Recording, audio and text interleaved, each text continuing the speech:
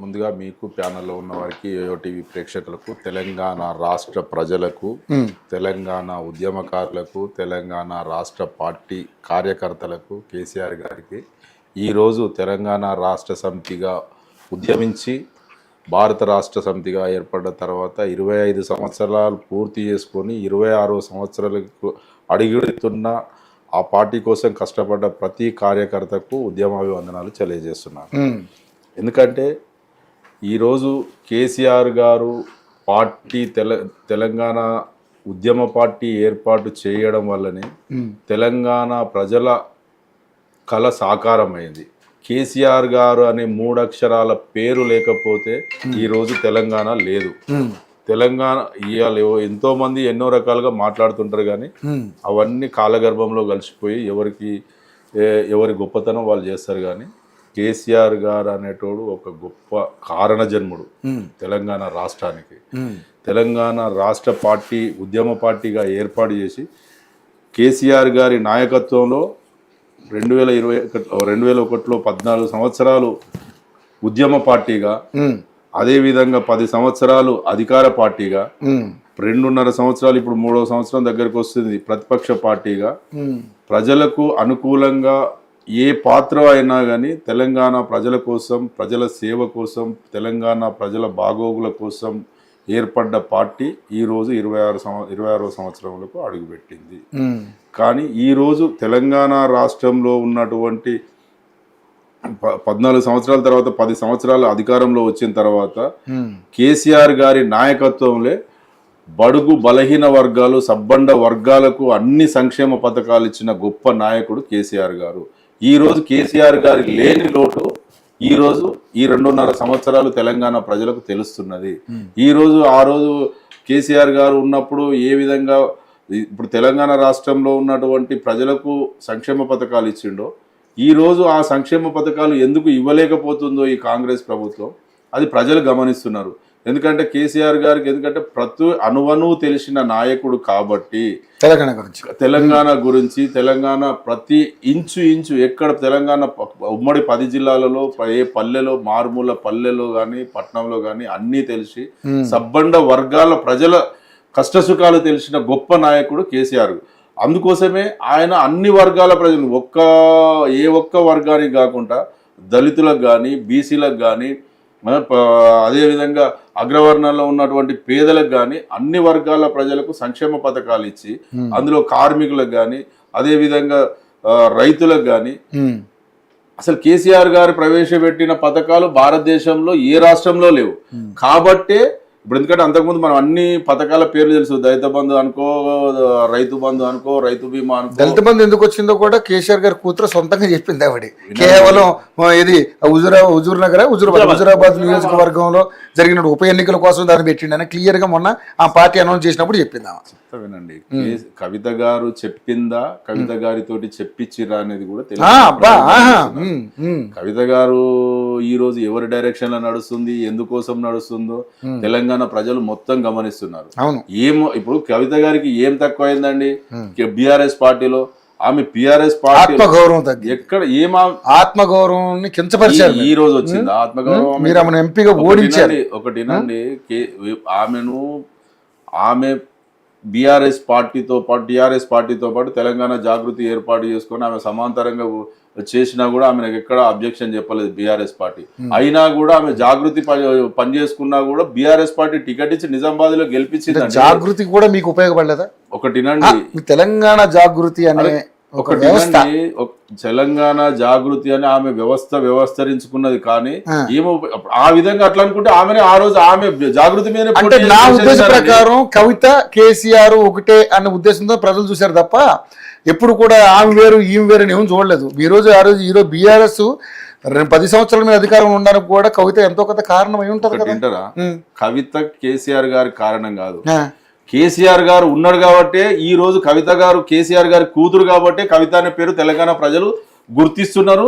ఆమె ఎక్కడ పోయినా ఆ మాత్రం ఆదరణ దొరుకుతున్నది. ఈ రోజు కవిత అనే పేర్లు ఎంతో మంది తెలంగాణ రాష్ట్రంలో. ఆమె కేవలం కేసీఆర్ గారి కూతురుగానే గుర్తించారు, కేసీఆర్ గారి కూతురుగానే గౌరవించారు. బీఆర్ఎస్ పార్టీ జగన్మోహన్ రెడ్డి విషయంలో కూడా అదే జరిగింది. ఆయన జైల్లో ఉంటే చెల్లి బలపం కాళ్ళకు బలపం కట్టుకుని 3,500 కిలోమీటర్లు పాదయాత్ర చేస్తే మెడబెట్టి బయటికి అలాంటి మాటలు చెప్పారు. మరి ఆమె ఎవరు జైల్లో ఉంటే బల్పం కట్టుకొని తిరిగింది. జాగృతి పేరుతో తెలంగాణ రాష్ట్రంలో తెలంగాణ అనే వాదాన్ని బలంగా తీసుకెళ్లిన అంశంలో ఆమె కూడా బతుకమ్మను కూడా బాగా ప్రజలకు తీసుకెళ్లే అంశంలో కవిత గారి పాత్ర కీలకం. మీరు కాదన్నా అవునన్నా ఎక్స్ పార్టీ వాళ్ళు కూడా చెప్తారు. కేసీఆర్ గారు లేకుంటేనే కాదండి, కేసీఆర్ గారు ఉన్నారు. కేసీఆర్ గారు ఆమె కాదు, మనమంతా ఎక్కడ తెలంగాణ రాష్ట్రం తెలంగాణ ప్రజలు కేసీఆర్ గారు తెలంగాణ రాష్ట్ర సమితి కోసం ఆయన ప్రాణాలు త్యాగం కోసం అవును మరి నోట్లో తలకాయ పెట్టి అవును మరి తెలంగాణ సాధించింది. ఆ కుటుంబంలో ఒక్కరు కూడా ఎవరు ఏమి ఇది చేసుకోలేదు. కేసీఆర్ గారు కాదా ఇక్కడికి వచ్చారు మీరు. ఒకటి వినండి, ఈ రోజు సందర్భం వచ్చింది, మీరు అడిగిన దానికి నేను సమాధానం చెప్పాను. కానీ కేసీఆర్ గారు లేకపోతే తెలంగాణ లేదు. ఈ రోజు తెలంగాణ రాష్ట్రానికి రేవంత్ రెడ్డి గారు ముఖ్యమంత్రి కూడా అయ్యేటోడు కాదు.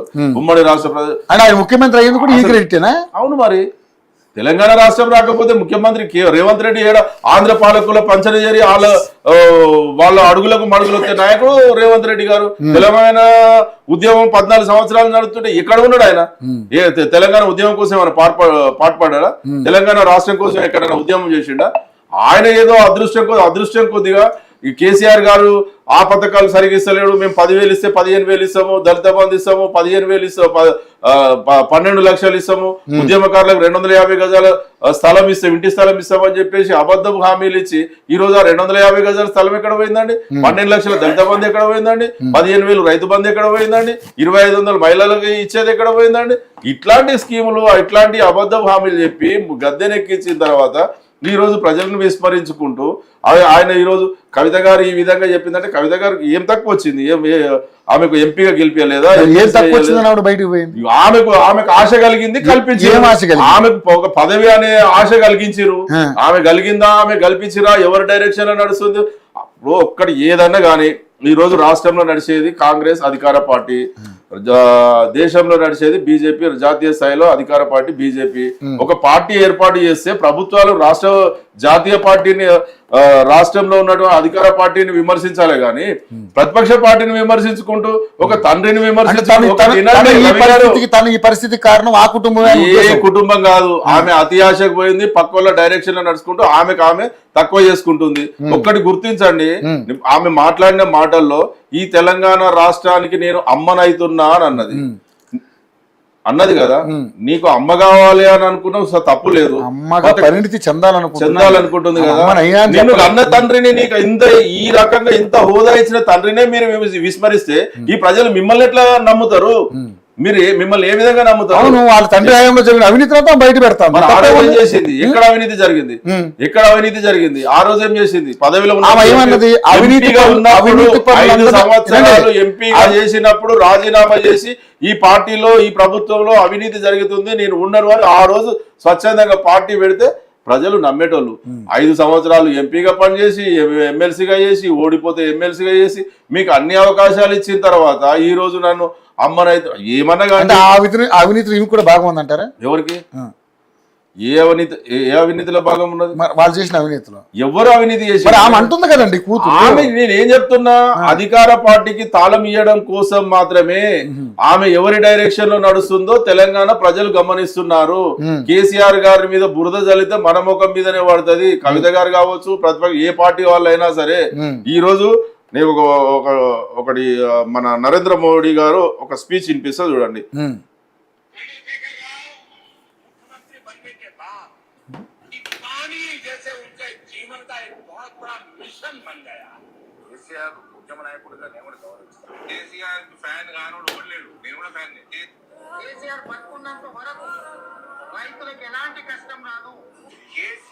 తెలుగు మాటలు ఎక్కడి తెలుగు ప్రతిపక్షంలో ఉన్న నాయకులు అధికార పక్షంలో ఉన్న నాయకులు అందరూ కేసీఆర్ గురించి పొగిడిని పోయి మనకి ఈయన వినిపిస్తున్నాడు అంతే. మరి ఈ రోజు మోడీ గారు, రేవంత్ రెడ్డి గారు, బండి సంజయ్ గారు, ధర్మపురి అరవింద్ గారు, ఇంతమంది కూడా అంటే ఈమె కవిత గారు వచ్చి ఇవాళ కేసీఆర్ ప్రభుత్వంలో అవినీతి జరిగింది. ఢిల్లీలో ఉన్నటువంటి బీజేపీ జాతీయ పార్టీలో మంత్రులు ఈ రోజు తెలంగాణ రాష్ట్రానికి కాళేశ్వరం అనే ఒక గొప్ప ప్రాజెక్ట్ ఉందని బదనాం వాళ్ళు మెచ్చుకుంటుంటే కాళేశ్వరంలో అవినీతి జరిగిందని చెప్పి వీళ్ళు చెప్తే అసలు ఆ రోజు ఏం చేసిరండి? ఇప్పుడు ఆ రోజు ఏం చేసిరు? ఈ రోజు ఒక మీరు అంటే నేను ఒక న్యూస్ లో చూసిన ఏమంటారు, విదేశాల్లో ఉండే కాంగ్రెస్ పార్టీని ఏమంటారు, ఎన్ఆర్ఐ వీళ్ళది ఒక కమిటీ ఉంటదంట.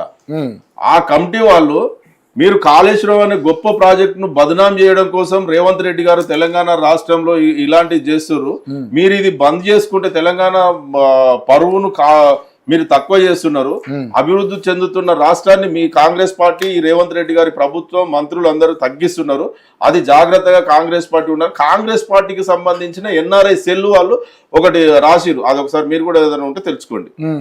అంటే ఈ రోజు కాంగ్రెస్ కి అనుకూలమైనటువంటి ఎన్ఆర్ఐ ఛానల్ వాళ్ళు, ఎన్ఆర్ఐలు మరి వాళ్ళకి అర్థమైతుంది, తెలంగాణ రాష్ట్ర ప్రజలకు అర్థమైతలేదు, తెలంగాణ రాష్ట్ర కాంగ్రెస్ కి అర్థమైతలేదు, ఢిల్లీలో ఉన్న రాహుల్ గాంధీకి అర్థమైతే లేదు, అందరికి అర్థమవుతుంది. కానీ మీ పార్టీలో ఆవిర్భావం ఉంది, దాని గురించి మాట్లాడండి. ఇప్పుడు అర్థమవుతుంది అంటున్నారు, ఉన్న వాళ్ళు కూడా మాకు సజెషన్ ఇస్తున్నారు, పార్టీకి ప్రభుత్వం సజెషన్ ఇస్తున్నారు, బీజేపీ వాళ్ళు ఇస్తున్నారు, అవతల విశ్లేషకులు రామ్ గోపాల్ గారు వాళ్ళు కూడా ఇస్తున్నారు, అందరి సూచనలు స్వీకరిస్తున్నాం. అదే పార్టీ అండి, పుట్టుక పార్టీ పుట్ట ఎందుకు పుట్టింది, పుట్టినోళ్ళు ఉన్నారా, పుట్టించోళ్ళు ఉన్నారా లేరా, అది మీరు చెప్పాలి. ఆ పార్టీలోంచి బయటకు వచ్చి మీరు చెప్పాలి. రాములు గారు చెప్పండి. ఇప్పుడు నిజంగానే అంటే ఆ పార్టీలో అంతకుముందు మీరు పనిచేశారు చాలా సీనియర్ నాయకుడిగా, అంటే కేసీఆర్